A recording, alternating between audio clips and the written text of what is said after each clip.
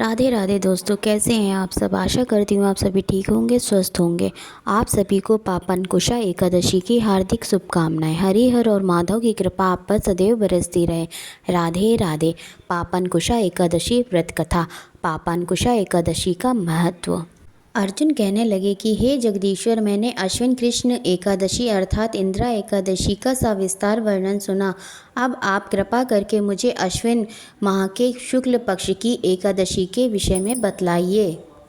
इस एकादशी का क्या नाम है तथा इसके व्रत का क्या विधान है। इसका व्रत करने से किस फल की प्राप्ति होती है। कृपया यह सब विधान पूर्वक कहिए। भगवान श्री कृष्ण ने कहा, हे कुंती नंदन, अश्विन माह के शुक्ल पक्ष की एकादशी का नाम पापनकुशा एकादशी है। इसका व्रत करने से सभी पाप नष्ट हो जाते हैं तथा व्रत करने वाला अक्षय पुण्य का भागी होता है।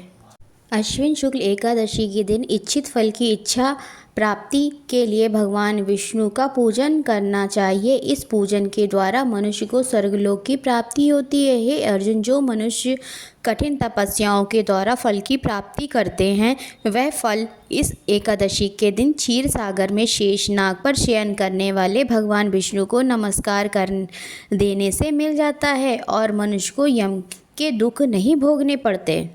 मनुष्य को पापों से बचने का दृढ़ संकल्प करना चाहिए। भगवान विष्णु का ध्यान स्मरण किसी भी रूप में सुखदायक और पापनाशक है, परंतु पापनकुशा एकादशी के दिन प्रभु का स्मरण कीर्तन सभी क्लेशों व पापों का शमन कर देता है। पापनकुशा एकादशी व्रत कथा। प्राचीन काल में विंध्य पर्वत पर क्रोधन नामक एक बहेलिया रहता था। वह बड़ा क्रूर था। उसका सारा जीवन हिंसा, लूटपाट, मदपान और गलत संगति पाप कर्मों में बीता।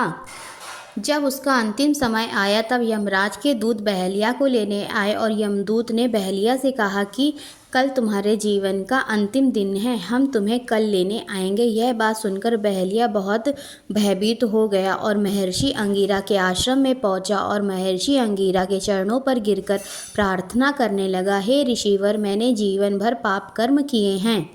कृपा कर मुझे कोई ऐसा उपाय बताएं जिससे मेरे सारे पाप मिट जाएं और मोक्ष की प्राप्ति हो जाए। उसके निवेदन पर महर्षि अंगिरा ने उसे अश्विन शुक्ल पक्ष की पापनकुशा एकादशी का विधि पूर्वक व्रत करने को कहा।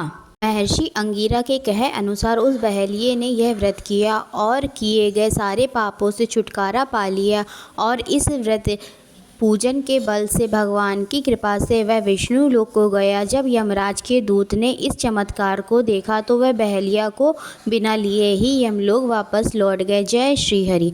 ओम नमो नारायणा। ओम नमो भगवते वासुदेवाय। आशा करती हूँ आप सभी को यह वीडियो अवश्य पसंद आई होगी। अगर आपको यह वीडियो पसंद आई हो तो प्लीज़ इसे लाइक करें, अपने दोस्तों के साथ इसे शेयर करें और हमारे इस चैनल को सब्सक्राइब अवश्य करें। राधे राधे।